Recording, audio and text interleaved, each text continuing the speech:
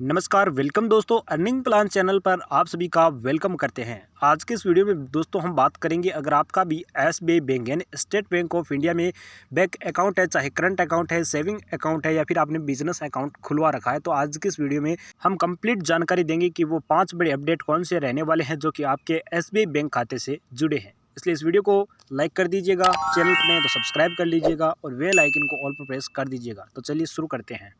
दोस्तों, भारतीय state bank यानी कि एसबीआई जो देश का सबसे बड़ा एक सरकारी बैंक आप कह सकते हैं या देश का सबसे बड़ा बैंक आप कह सकते हैं, जो कि अपने यूजर्स को 2025 से कई महत्वपूर्ण चेंजेस करने जा रहा है। इन नए नियमों का जो बदलावों का जो मुख्य एम है, उद्देश्य है, वो जितने भी यूजर्स हैं उनको बेहतर सर्विस प्रोवाइड करना है, साथ ही साथ डिजिटल ट्रांजैक्शन को और अधिक सुविधाजनक बनाना है।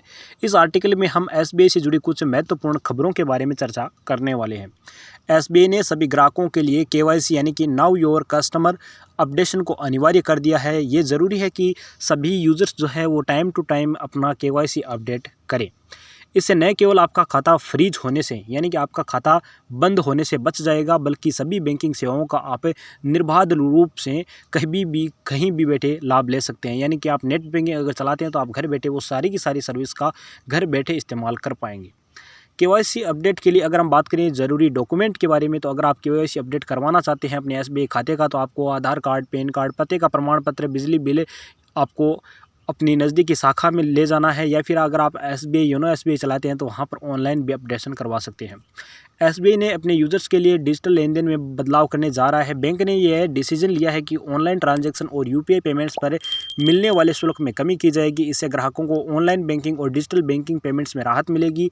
एसबीआई डिजिटल बैंकिंग को बढ़ावा देने के लिए यह बैंक के कर्मचारियों की ओर से, या मैं कहूँ बैंक की टीम की ओर से, सबसे बड़ा अहम रोल अदा किया गया है।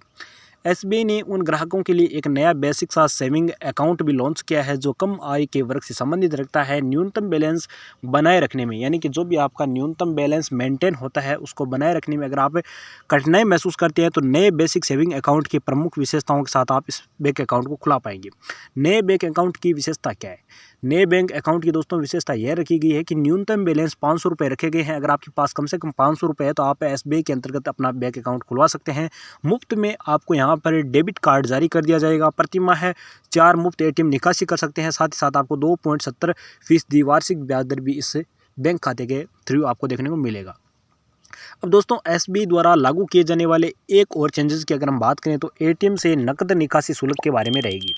इसमें यहाँ पर इंक्रीज देखने को मिला है। अगर आप अपने एसबीआई खाते से तीसरे पक्ष के एटीएम से नकद निकालते हैं तो आपको अतिरिक्त शुल्क का भुगतान करना पड़ेगा। ये एसबीआई एटीएम रूल के अंतर्गत आता है।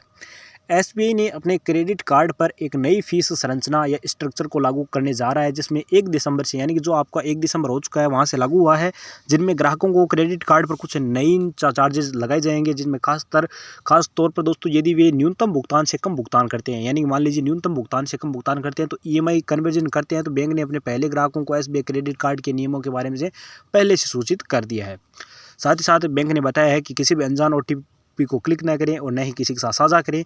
अनजान लिंक पर किसी भी तरह से क्लिक न करें। पब्लिक वाईफाई बैंकिंग से बचें। एसबीआई ने अपने ग्राहकों को अपनी बैंकिंग सुरक्षा सुनिश्चित करने के लिए इन सुझावों को पालना करने की सलाह दी है। तो यह है एसबीआई बैंकिंग से जुड़े तमाम बड़े अपडेट।